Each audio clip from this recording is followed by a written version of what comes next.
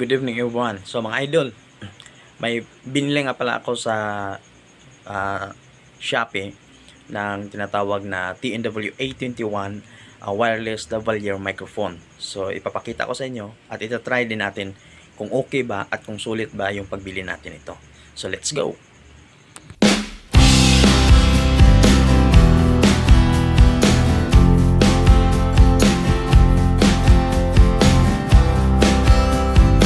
Hi, hello, good evening mga idol. So ito nga pala yung product na binili natin sa online shop.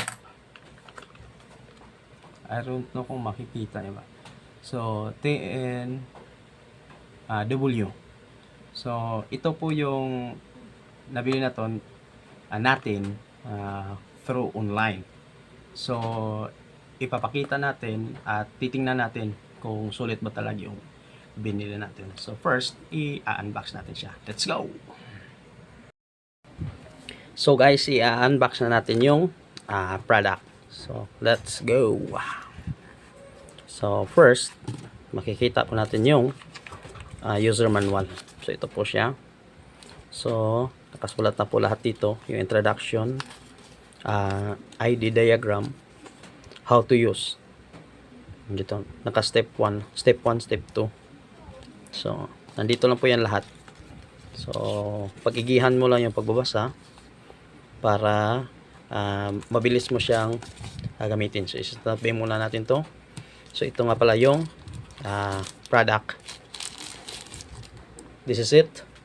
So the TNW A21. So may dalawa siyang receiver. So ito po yung kanyang receiver. Ito is pang Android, and sa kabila naman ito is for the iPhone. So pag iPhone user ka, so pwede po ito sa iyo. At saka meron siyang dalawang microphone. Ito, isa at isa. So nakamagnet lang po siya. Easy to pull up or pull out and pull in. So ganito lang siya kasimple. Pag tanggal mo at pagtanggal mo, pagbalik, automatic mag-charge siya. So ganyan ka galing ang itong product na ito. At saka ito po yung kasama niya. So tanggalin ko muna ito, which is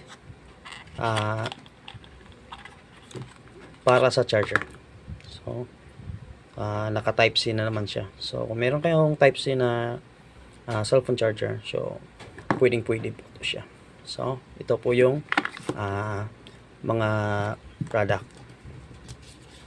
So okay, so iti-testing na naman natin siya ngayon.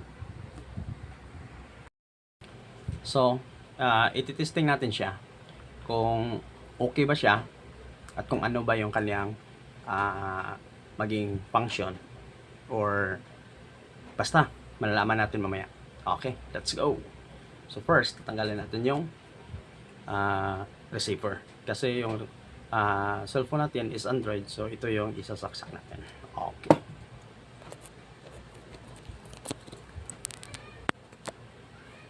Oops. Pag ganito ang mangyayari sa inyo, pag kasaksak nyo, hindi siya gumagana. So ang pupuntahan nyo is yung manual dito. So pag hindi siya function, so ito yung gagawin nyo. Punta kayo dito. May nakalagay na, hindi makikita. Ano ba to? Mahirap basahin Basta dito sa how to use. Pag hindi siya gagana, so ang gagawin nyo na lang mga idol is pupunta kayo dito. So may nakalagay dito, basahin ko na lang. Note: Oppo, Vivo, iQOO, Realme brand mobile phones can be used normally only when they go to the settings. So pag pupunta kayo ng settings, search OTG. Turn on OTG, power supply. So yan yung gagawin natin. Okay, let's go. So ganito lang siya kasimple mga idol kung paano natin i-on yung OTG. So first, pupunta tayo sa ating settings. So hanapin natin yung settings natin, click natin, tsaka punta tayo sa search bar. Pag search bar natin, type natin yung OTG. So lalabas yan, OTG connection. Tap natin yan. At ito, i-on natin.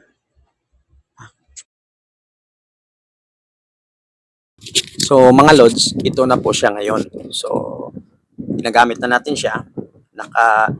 Kung makikita nyo pala, so merong dalawang ilaw. Dalawang green na color ng ilaw. So ibig sabihin, pag dalawa yung ilaw, naka-noise reducer siya. Pag tatanggalin natin yung isa, ipopush natin to. So pipindutin natin, ito yung mangyari. Okay? So nasa gilid po ako ng aking tinatawag na electric fan. So iwan ko lang kung naririnig nyo yung kaluskos ng fan natin. So ito po.